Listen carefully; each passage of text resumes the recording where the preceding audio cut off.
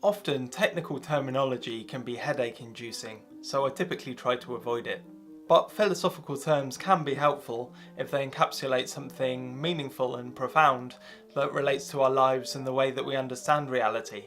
I believe that determinism is one such term that can provoke us to think deeply about the relationship between God and creation.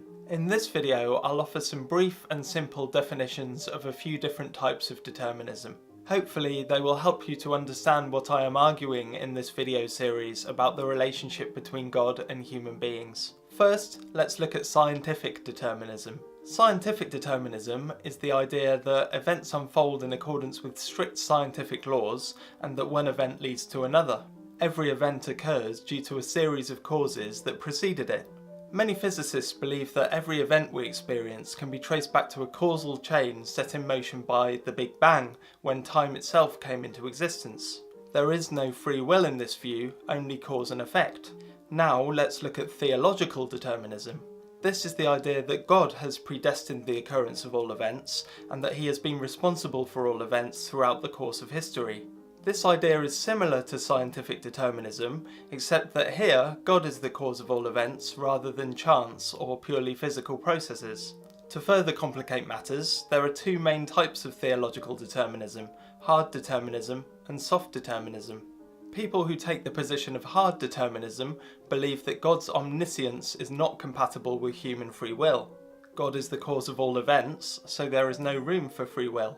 The view of soft determinism is compatible with a certain meaning of freedom, which is that one's behaviour is not caused only by prior events, but also acts of the will, such as choices, decisions, and desires. So what are we to make of all this?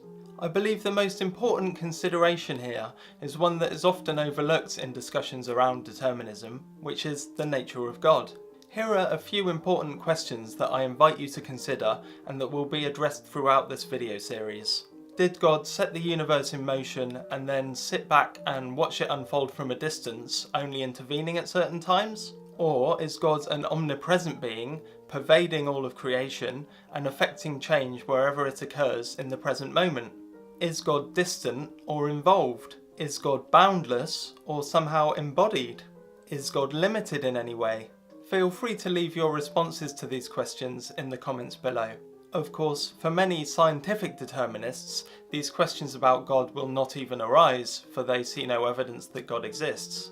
But for the theist, what is understood about the nature of God will lead to conclusions concerning which type of determinism, if any, is embraced.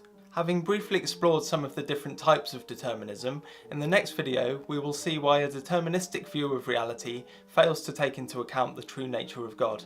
Thank you for watching.